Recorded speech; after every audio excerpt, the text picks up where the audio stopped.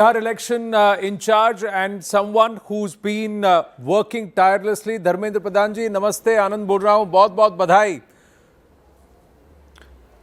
Thank you Anand ji, धन्यवाद.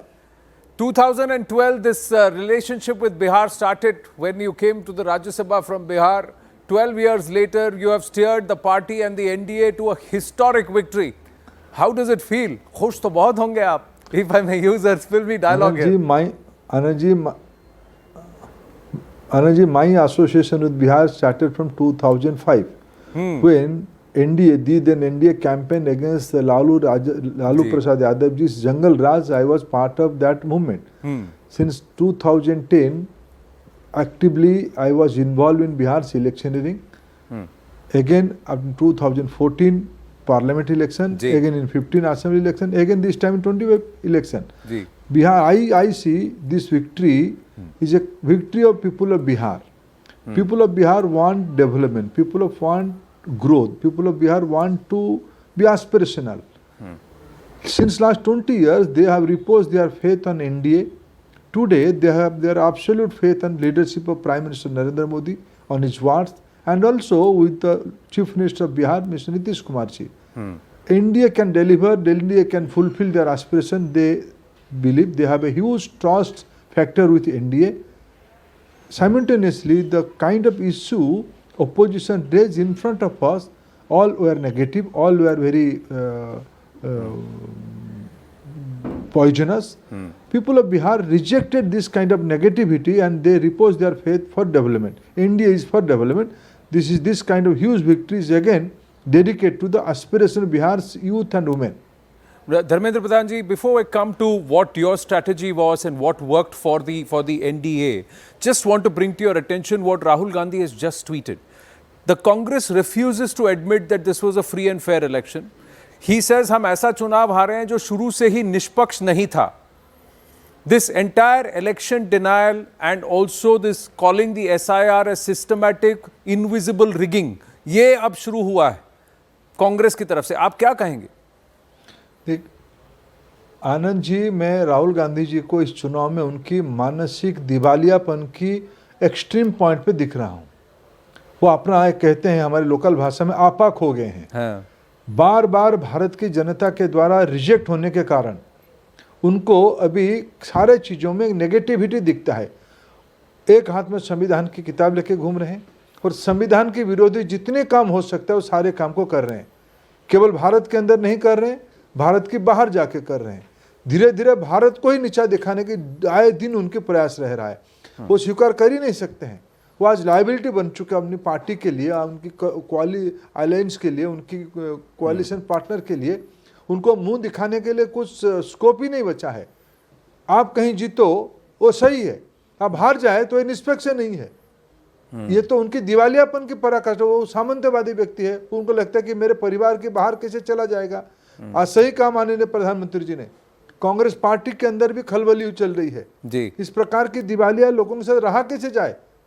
तो आपको लगता है दो फाड़ हो जाएंगे? आत्मसोचन कर ये दो फाड़ हो जाएगा कांग्रेस के मुबारक, क्योंकि प्रधानमंत्री ने कहा कि ऐसे बढ़ जाएगा और ये भी कहा कि कांग्रेस आज माओवादी मुस्लिम लीग हो गया है.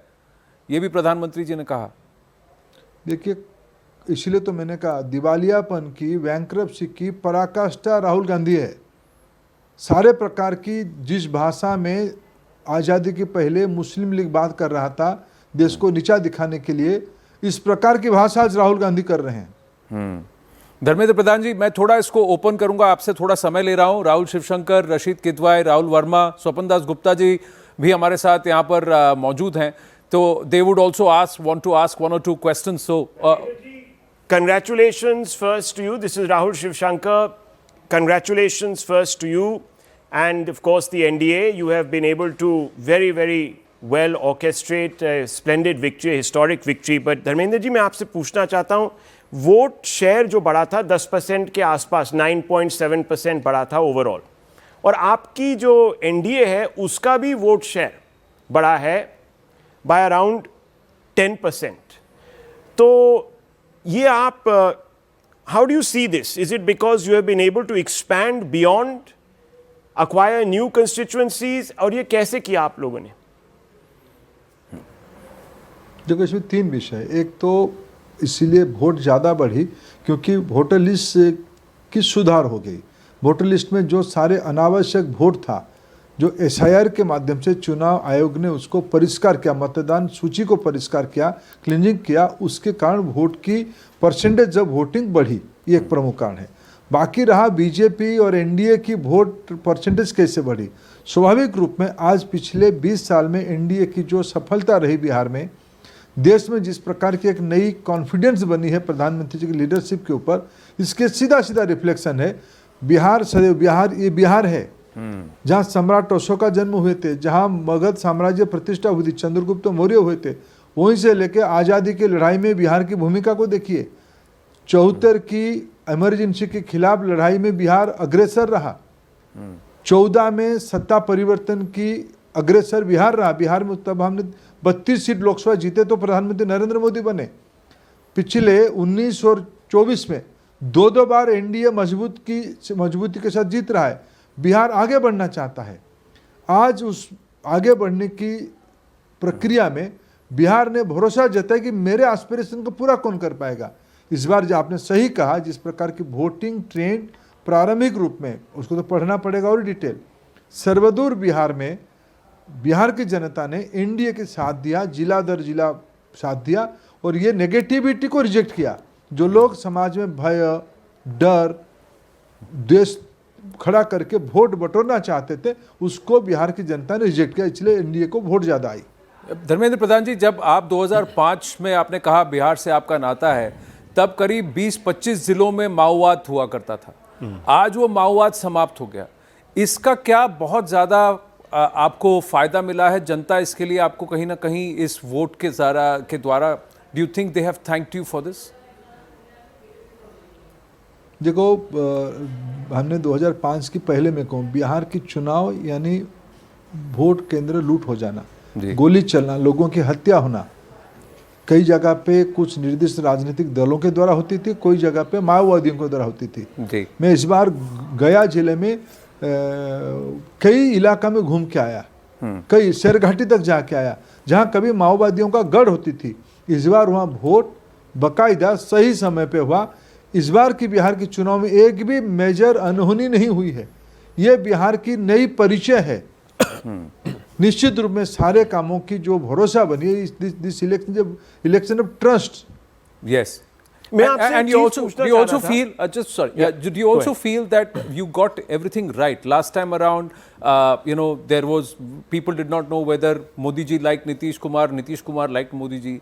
Chirag Paswan was having a go at Nitish Kumar. This time everybody was working with each other. विपक्ष थोड़ा कंफ्यूजन क्रिएट करने की कोशिश कर रहा था कि सीएम की कुर्सी नीतीश जी के पास नहीं होगी। तो ये सब आपने कैसे मैनेज किया? क्योंकि मुझे मालूम है, दिस इज आनंद हियर, कि आपका नीतीश बाबू के साथ काफी अच्छा बनता है। देखिए, ये विषय व्यक्तिगत का नहीं है। एनडीए इस समय में डे 1 से एकजुट था। प्रधानमंत्री नरेंद्र मोदी जी सारे पर्सनली इस विषय को स्टीयर कर रहे थे। नीतीश कुमार जी हमारे बिहार के एनडीए की चेहरा थे। इसकी कोऑर्डिनेशन पार्टी, दोनों पार्टी के अंदर स्वयं होम मिनिस्टर साहब भी कर रहे थे। सारे घटक, छोटे बड़े सभी कार्यकर्ता के मन में था बिहार को आगे बढ़ाना। जब लक्ष्य बड़ा हो जाता है, कोऑर्डिनेशन भी अपने आप में स्मूथ हो जाता है। इस बार एनडीए की सीट कितने नंबर में कौन लड़ेगा, कौन सी सीट किसने लड़ना है, मुद्दा क्या होगा, कैंपेनिंग क्या होगा, और पूरा कोऑर्डिनेशन कैसे होगा, इसकी एब्सोल्यूट कोऑर्डिनेशन होने के कारण बिहार की जनता ने हमें भरोसा जताई। एक बहुत विचित्र चीज़ हुई है कि आप लोगों ने एक्चुअली एनडीए के अंदर बीजेपी ने ज़्यादा सीटें, सबसे ज़्यादा सीटें हासिल की हैं।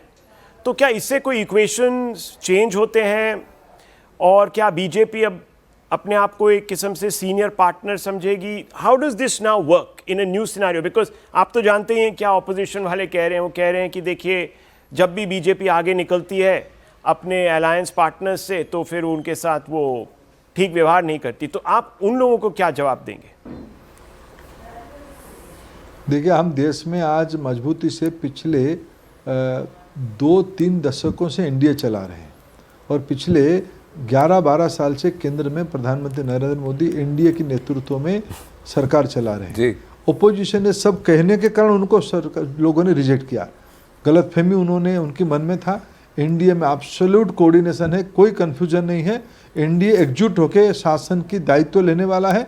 और प्रधानमंत्री ने कहा, खुद प्रधानमंत्री नरेंद्र मोदी ने कहा, मैं बिहार के विकास के लिए प्रण करता हूँ, मैं दायित्व लेता हूँ। इससे बड़ी बात क्या हो सकती है? जी धर्मेंद्र प्रधान जी, रशीद किदवाई हमारे साथ है, आप कुछ पूछना चाहेंगे रशीद जी? जी धर्मेंद्र जी, बिहार तो बहुत आपको बधाई हो, बिहार में भाजपा और गठबंधन का बहुत अच्छा प्रदर्शन रहा। अब अगला जो पड़ाव है बंगाल का, वहाँ की क्या रणनीति होगी? क्योंकि बंगाल में काफ़ी समय से आपको जो एक चुनौती का सामना करना पड़ रहा है, तो ममता बनर्जी को कैसे आप हरा के दिखाएंगे? वो बंगाल का किला कैसे फतेह करेंगे? पीएम ने भी आज कहा कि गंगा बिहार से अब बंगाल बहती है, इशारा कर दिया उन्होंने भी। देखिए, कोई अपराध, रशीद जी, कोई अपराजय नहीं। स्वयं पिछले बार चुनाव में ममता जी नंदीग्राम में हारी थी, पूरी दमखम के साथ लड़ने आई थी, वहाँ वो धूल चाट के गई थी, इसलिए कोई अपराजय नहीं है। बंगाल में भारतीय जनता पार्टी एक मजबूत राजनीतिक ताकत बन चुकी है। राजनीतिक ताकत कोई रातों रात नहीं बनता, उसके लिए समय लगता है। इस बार की विधानसभा चुनाव में पूरी पराकाष्ठा के साथ, पूरी ताकत के साथ हमें चुनाव लड़नी है। बाकी रहा उसको होगा कैसे, होना मैं स्पष्ट रूप में एक चीज़ देख पा रहा हूँ। प्रधानमंत्री नरेंद्र मोदी जी की पिछले 11.5 साल की जितने सारे कार्यक्रम हैं, उसके अगर सबसे कोई बड़ा लाभार्थी इलाका है वो पूर्वी भारत है, जिसकी रिफ्लेक्शन इस बार बिहार की चुनाव में हुआ। पिछले 2024 की चुनाव में उड़ीसा में हुई थी, छत्तीसगढ़ में हुई थी, हमारी झारखंड में थोड़ा हमसे चूक हो गई। बंगाल में पूर्वोदय की पूरा पराकाष्ठा इस बार होगी। प्रधानमंत्री स्पेसिफिक कहते हैं, जब तक पूर्वोदय नहीं होती है, पूर्वी भारत की विकास नहीं होती है, भारत संपूर्ण विकसित होना संभव नहीं है। पूर्व भारत को फिर एक बार बंगाल को सोनार चिड़िया बनाने के लिए सर बंगाल बढ़ना चाहते हैं। प्रधान जी, इस दफा क्या नई रणनीति के साथ आप आएंगे बंगाल में? बिकॉज 2 दफा अब आपने पूरा जोर लगाया वहां। सर वो रणनीति कैसे पब्लिक टीवी पे? देखिए, सभी चुनाव में जोर लगाना पड़ता है। मैंने कहा थोड़ी देर पहले कि चुनाव को दिल जीतने के लिए, भरोसा जीतने के लिए समय लगती है। हम पिछले 10 साल से बंगाल में एक प्रमुख राजनीतिक पार्टी बन चुके हैं। 2019 में प्राइमरी ऑल्टरनेटिव करके हमने लोकसभा में जीते, फिर आगे 22 की विधानसभा में हमने अच्छा प्रदर्शन किया, फिर लोकसभा चुनाव में हम एक फोर्स टू रिकॉन रहे, 1 और 2 की लड़ाई में रहे। 1 होने के लिए पहले 3 से 2 होना पड़ता है। हमने पिछले 3 चुनाव में हम बंगाल में मजबूत 2 बन चुके हैं। और बंगाल की जो दुस्थिति है, जो अत्याचार है, जो लोगों की वहाँ नाराजगी है, उसको कौन उसकी विकल्प दे सकते हैं? इस बार जनता के मन में बीजेपी ही आएगा। But Dharmendra Pradhan ji, Bengal is a different kettle of fish in the sense that political violence is normalized there. आज ही अभी मैं आपको बता रहा हूँ, ये देखिए तस्वीरें आई हैं, can't show them on air because they're very bloody. बहुत मार पड़ी है यहाँ पर। डायमंड हार्बर डिस्ट्रिक्ट में 2 आपके कार्यकर्ता हैं जिनको मारा गया है because they were celebrating BJP victory in Bihar. ये वहाँ के मंडल प्रेसिडेंट हैं, लहूलुहान हैं इस वक्त, Dharmendra Pradhan ji. That's the level to which and already they have turned around and said कि एसआईआर होगा तो दंगे होंगे, वोट का कुछ भी चोरी होगा या कुछ भी होगा हम होने नहीं देंगे। Already the Trinamool Congress has started flexing muscle. देखिए, गुंडा राज के खिलाफ इस देश ना कभी झुका है, ना कभी झुकने वाला है, ना बंगाल कभी झुका है। मैं बंगाल की नागरिकों को, विशेष करके मेरे सहयोगियों को मैं अनेक शुभेच्छा देता हूं, उनको हिम्मत देता हूं कि उनकी लड़ाई के लिए। अब डायमंड हार्बर किसकी इलाका है, आप थोड़ा बताइए। डायमंड हार्बर बंगाल की युवराज की सीट है, यही उनका संविधान स्वीकृति है, यही उनकी लॉ एंड ऑर्डर है। बंगाल में एक एक घटना ऐसे होती है। क्या राजनीतिक प्रतिद्वंदियों को ऐसे व्यवहार करना है? बंगाल में तो कोई व्यवस्था ही नहीं है, बंगाल में तो ऑटोक्रेसी है। बंगाल की जनता ने इस प्रकार की ऑटोक्रेसी को कभी सहा नहीं, और बीजेपी तो उसको कुछ भी त्याग करके लड़ने के लिए तैयार इस बार है।